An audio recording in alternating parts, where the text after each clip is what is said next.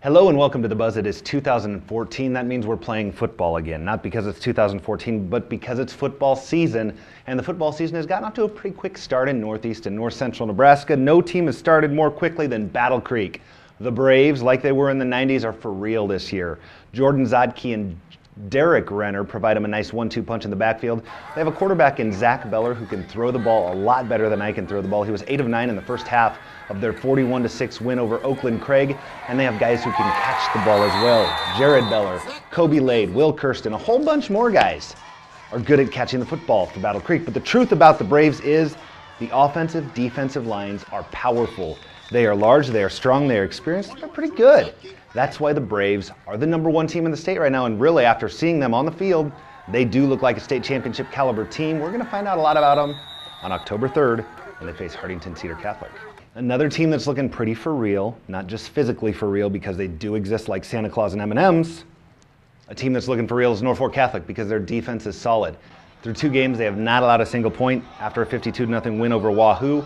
And the thing about Norfolk Catholic that really stood out on paper to me, 31 rushes, 318 rushing yards. Yeah, that's over 10 yards a carry. So basically, let's run a play and get a first down is their philosophy.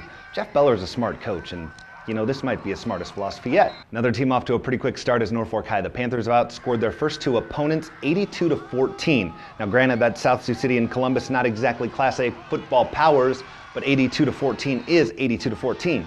They're going to get a little bit better of a test this week against Lincoln Southeast. Now there's a few interesting games this week. The first one that really sticks out to me is Bloomfield at Howells Dodge. This one's interesting because the Bees are out to prove that they're for reals with a Z, because that's how the kids say it.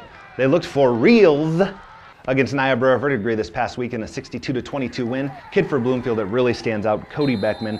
Kid can flat out run the ball. He was over 1,000 yards last year. He's going to be there again this year if he keeps it up. Last week, 17 carries, 158 yards, and he has a nose for the end zone. 3 other games that really catch my eye on paper this week. Randolph is traveling to Bancroft-Rosalie. Both teams big winners last week. Bancroft-Rosalie also a big winner the week before. David City Aquinas is at Lutheran High Northeast. Lutheran High Northeast yet to be tested. Aquinas has ended the Eagles season the last 3 years though. This is the first time they'll play in Norfolk, and I have a feeling that Lutheran High Northeast, not just a football team, but school supporters, neighbors, everybody who's ever worn a Lutheran High Northeast t-shirt or thought about Lutheran High Northeast or had dreams about Lutheran High Northeast or one time ran to Lutheran High Northeast because they were sad, is expecting the Eagles to come out with fire in their bellies. Another interesting game, Pierce at O'Neill. It's interesting because O'Neill, I want to see how real they are. That's my theme for this week, obviously. It's for real, for reals, for real. O'Neill, I want to see how for real they are. They're hosting Pierce. Pierce, of course, a perennial power. They've been pretty dominant early in the season. O'Neill, 2-0 on the season. They're coming off a big win over Madison after defeating Wayne in their season opener.